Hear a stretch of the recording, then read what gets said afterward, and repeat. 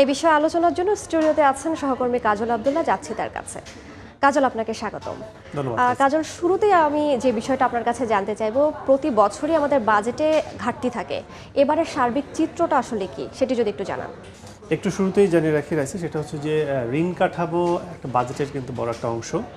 প্রতিটা সংসারের মতোই বলা চলে যে জাতীয় বাজেটটি প্রয়োজনে অতিরিক্ত যখন ব্যয় করতে তখন যেমন ঋণ করতে হয়, ঠিক রাষ্ট্র ব্যবস্থা একই অবস্থা, যেটি আমরা প্রতিবেদনে দেখলাম। সেই ধারাবাহিকতায় এবছরও জাতীয় যে বাজেট, সে বাজেটের বড় একটি অংশ বলা চলে যে প্রায় 8 লাখ কোটি টাকার বাজেট। এই বিশাল একটা ব্যবস্থাপনার কিন্তু সব মিলে বলা চলে যে 2.5 লাখ কোটি টাকারও বেশি কিন্তু বিভিন্ন ঋণ নেওয়া হয় বিভিন্ন সংস্থা থেকে। এর মধ্যে বৈদেশিক ঋণ রয়েছে এবং ব্যাংক ব্যবস্থাপনা থেকে ঋণ রয়েছে। এর মধ্যে যদি একটু বলি যে আমরা একটু কাগজে দেখি, সেটু প্রতিবেদন, সেখানে তথ্যে যেটি বলছি সেটি হচ্ছে যে জাতীয় বাজেটের ঘাটতিপূরণের চিত্র, সেটি যদি আমরা তাকাই 2021-22 অর্থ বছরের তুলনায় এই 4 বছরের ব্যবধানে কিন্তু দ্বিগুণেরও কিন্তু বেশি হয়ে গেছে সরকারের ব্যাংক থেকে ঋণের যে অবস্থা, সেই ঋণের পরিমাণটি। সেটি যদি আমি বলি 2021-22 ছিল 75,533 কোটি, সেটি কিন্তু 2022-23 এসে দাঁড়িয়েছে 1,22,000, যেটি লক্ষ্য ছিল কিন্তু ওই একই অর্থ বছরে 1,15,000 কোটি টাকা। সেটি কিন্তু আরও 7,000 টাকা বাড়িয়ে 1,22,000 কোটি টাকা, প্রায় 1,23,000 কোটি টাকা দাঁড়িয়েছে। আর 2023-24 1,32,395 কোটি টাকা, আর 24-25 এসে দাঁড়িয়েছে সেই লক্ষ্যটা সম্ভাব্য যদি বলি আমি, সেটি 1,57,000 কোটি টাকা। এই অবস্থা কিন্তু শুধু ব্যাংক খাত থেকে যদি বলি যে ব্যাংক ঋণ, এছাড়া কিন্তু যেটি বললাম যে বৈদেশিক ঋণ রয়েছে, সাথে সঞ্চয়পত্র থেকে ঋণ রয়েছে। এবং আরেকটি যদি আমরা প্রতিবেদন তথ্য দেখি, সেটি হচ্ছে বলা চলে যে ব্যাংক ঋণ থেকে বাংলাদেশ ব্যাংক খাতের কিন্তু বাংলাদেশ ব্যাংক এবং বাণিজ্যিক ব্যাংক দুটি কিন্তু ভিন্নভাবে ঋণ কিন্তু নেওয়া হয়। সেই আলোকে যদি বলি আমরা যে বাংলাদেশ ব্যাংক এবং বাণিজ্যিক ব্যাংক থেকে টোটাল সর্বমোট কিন্তু এখন পর্যন্ত ঋণ নিয়েছে সরকারের গত কয়েক বছরে 2024 সালে, অর্থাৎ চলতি বছরের ফেব্রুয়ারি পর্যন্ত 4,02,350 কোটি টাকা কিন্তু সরকার ইতিমধ্যে ঋণ নেওয়া হয়ে গেছে ব্যাংক খাত থেকে।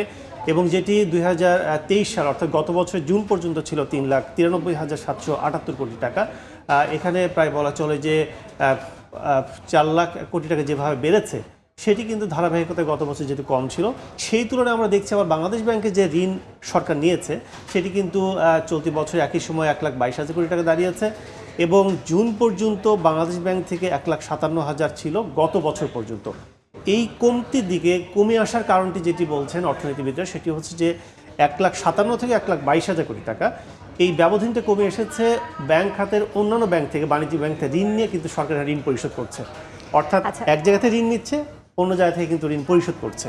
এছাড়া বাণিজ্যিক ব্যাংকের ঋণও কিন্তু আমরা দেখছি 2,80,231 কোটি টাকা দাঁড়িয়েছে চলতি বছর ফেব্রুয়ারি পর্যন্ত, যেটি গত বছর ছিল 2,36,138 কোটি টাকা। কাজল, আপনি ব্যাংক ঋণের কথা বললেন, আমি যদি একটু জানতে চাই যে এই যে ব্যাংক ঋণটা যে নেওয়া হবে, এটার প্রভাবটা আসলে কি ধরনের পড়তে পারে?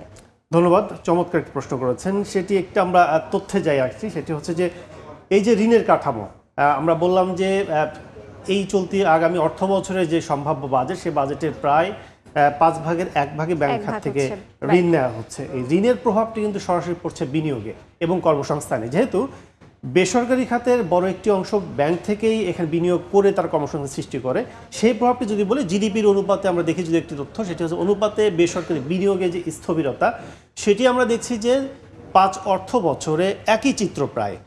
2018-19 অর্থ বছর যদি আমরা তাকাই 23.54% এখানে ছিল জিডিপির অনুপাতে বেসরকারি বিনিয়োগ।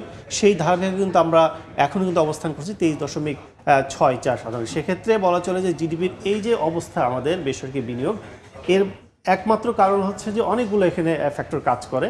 সরকার যখন ঋণ নেয় ব্যাংক খাত থেকে, তখন সেখানে একটা ঘাটতি তৈরি হয় এবং বেসরকারি বাণিজ্যিক ব্যাংক যেগুলো আছে কিংবা সরকারি ব্যাংক আছে, তারা নিরাপদ একটি জায়গা খোঁজে যেখানে ঋণ দিলে কোনো ঝুঁকি থাকবে না, এবং তারা চায় সরকার যত ঋণ নেবে ততই তাদের জন্য ভালো।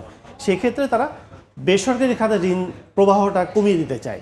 এবং এই অবস্থায় যখন ঋণ প্রবাহ ব্যাংক খাত থেকে ব্যবসায়ী যারা রয়েছেন, তারা যখন ঋণ কাঠামো নিয়ে আসতে চায়, তখন তারা বাড়তি ঊর্ধ্বমুখী প্রবণতায় ঋণের যে সুদ, সেটি দেওয়ার কারণে ব্যবসায়ীরা সেটা বিমুখ হয়ে যায় এবং সেটা বিনিয়োগ যখন কমে যায়, তখন কর্মসংস্থানও কমে যাবে। রাইসা। কাজল, আপনার মূল্যবান তথ্যের জন্য আপনাকে ধন্যবাদ আমাদের সঙ্গে যুক্ত হওয়ার জন্য। ধন্যবাদ রাইসা। বাজেট নিয়ে আলোচনার জন্য এতক্ষণ স্টুডিওতে ছিলেন সহকর্মী কাজল আব্দুল্লাহ।